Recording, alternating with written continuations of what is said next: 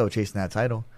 You know, Cody, how do you think TJ does against Cody Sandhagen? And it's soon too, dude. I got my food truck. I remember when Cory came out and trained with TJ during TJ's first brawl fight. I talked to TJ about this. And Sandhagen was tough, dude. Like, I remember giving him some war rounds. And that was years ago. That was like 6 years ago. Sandhagen's my guy. So Sandhagen started with us when it was me, Cody Diamond, Shane Carwin, at Nate Markart's gym. He came in when he was 16. He was a basketball player.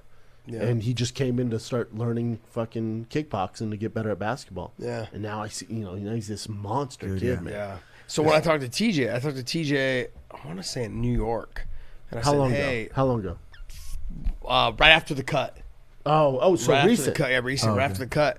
And he's like, yeah. I said, why'd you take this fight? I'm like, this is a tough fight, man. He's like, bro, I trained with him. He's like, I'm piecing him up. No big problem. You know what's weird? I've heard different. No, dude, I was there. I know he was. Okay.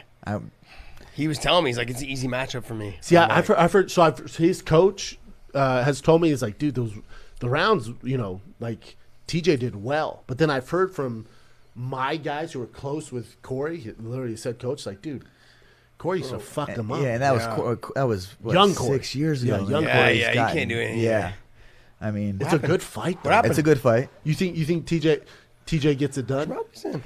I think if TJ can not first off get caught, TJ has always had a suspect chin, without the aids that he was on, I will say that.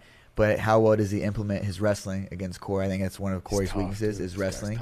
And TJ is a good wrestler, but he's not one of those wrestlers that is just cock diesel strong and hold you down and be on your back like a Chad Mendez or something. Now he's coming back. Sorry, like this is fucking crazy. Yeah, he's coming back. Yeah, this kid's actually touching. So I'm excited for that fight. I think it's going to be a technical filling out process. I know TJ's focusing on his wrestling, so he does 4 days a week in Orange County training with his regular team. Then he flies to Denver and sleeps on the wrestling mats with Lisa Bowen. Just get ready for talking to him right now because he's afraid.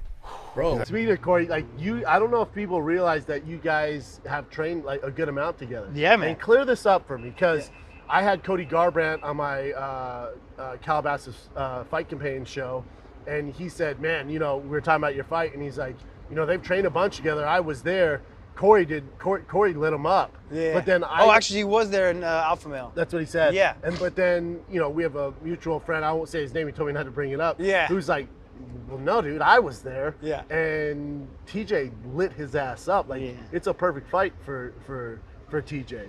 And I've heard from other people who are in there like it's literally half and half. Yeah, it's good. Like, TJ lit his ass up. Cory lit his ass up. Yeah. What went down in your opinion? Because I would assume you wouldn't chase after him if he beat the shit out of you in training. No, dude. I mean, it's you got to have those guys that are going to push you in the gym. And Cory's one of those guys that pushed me in the gym. Talented kid. I've been pumping Cory up before even Cory's pumping himself up. Agreed. I was one of the biggest advocates to get him into the UFC, taking pictures with him, saying like, man, this guy needs to be in the UFC. He was good way before anyone knew who he was. Agreed. He's a great athlete. So I got nothing bad to say about Cory. But of course, you got to believe in yourself as well as the other side of the field is going to say. And when he came to Alpha Male, when I trained for that brow fight, I might have had like the worst camp of my life for that brow fight, ended up having the best fight, So those are things you got to have the guys. I brought Cory out from Colorado to train with me because I knew he was a good striker. Dwayne knew who he was, brought him out because I needed guys to push me. Yep. If you're just going in the gym and beating the crap out of everyone every single day, you ain't going to get better. Agree. You know what I mean? So that point in my stage of my career, I needed guys like that to make me honest. I mean,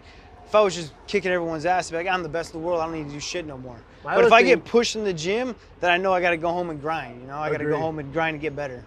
My other thing is when, no matter what side says, oh, TJ did this, Cory did this, we're talking about practice. Yeah. We're talking about practice. I've been in that situation. Who gives a shit? Cody's already talked about practice, trying to put out a video of him saying he knocked me out, and then we saw how that ended up. So yeah, that's true. Talk about practice all the fuck you want, dude. It all matters when you get out there and prove who's the meaner motherfucker who's going to get the win, Yeah. We got kids like one of my buddies, Cory Sandhagen, that I train with now at a muscle farm in Colorado, and he'll get the better of me, and he's not even in the UFC yet, but he'll be a great fighter, and just kind of like, dang, if I can't beat this guy, what's going on? Everyone can talk about practice this, practice that, but they just know that the fight with me is going to be at another level.